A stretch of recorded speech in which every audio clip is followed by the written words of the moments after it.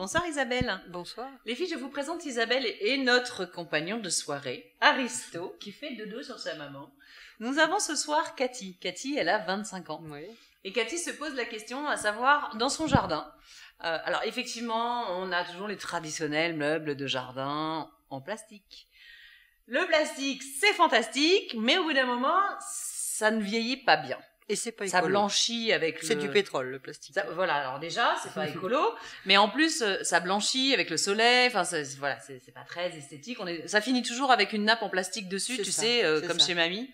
Donc, en fait, qu'est-ce qu'on peut donner comme idée à Cathy pour, effectivement, remplacer ces meubles de jardin en plastique?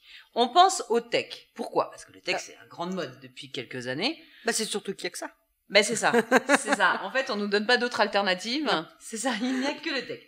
Mais quelque chose me dit, mon petit doigt me dit que tu vas nous trouver une solution. Alors, mes meubles ont toutes les propriétés du teck. Donc, on peut trouver maintenant du Cordia Lyodora dans les jardins, à savoir quand même que il nécessite un minimum de travail régulièrement. D'accord. Voilà. J'offre la diversité, mais pas la possibilité d'être feignant. C'est ça.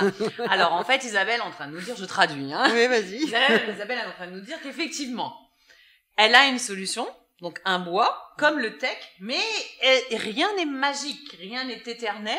Donc, on ne va pas pouvoir le transformer en cercueil quand on va partir. En gros, c'est ça. Ça mérite quand même un entretien.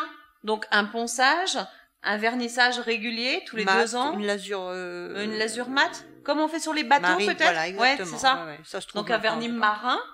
Movilac en fait un du très bon. D'accord, ok. Un vernis mat qu'on met à période précise, comment ça se passe? Non, quand on veut, quand on juge que le bois en a besoin. Est-ce qu'il y a une saison précise? Non. On la fait plus quand il fait chaud ou Non, c'est un bois qui vient de l'Amazonie, hein, donc. Il a l'habitude de l'humidité. L'humidité, ça lui fait pas peur. Très bien. Et donc, c'est un bois imputrescible, à savoir et insectivore.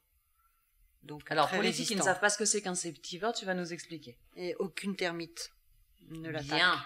Donc ça ne rentre pas dans le bois. Donc si vous voulez faire une maison à base de ce bois, c'est possible. Non mais tout est possible. Isabelle vous fait le plan. Voilà, c'est ça.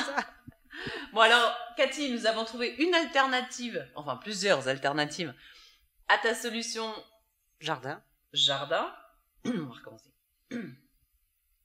3, 4.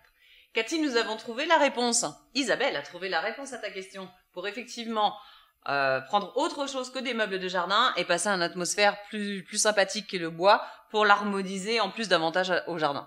Et en plus, on peut lui faire du sur-mesure. Elle est pas belle la vie.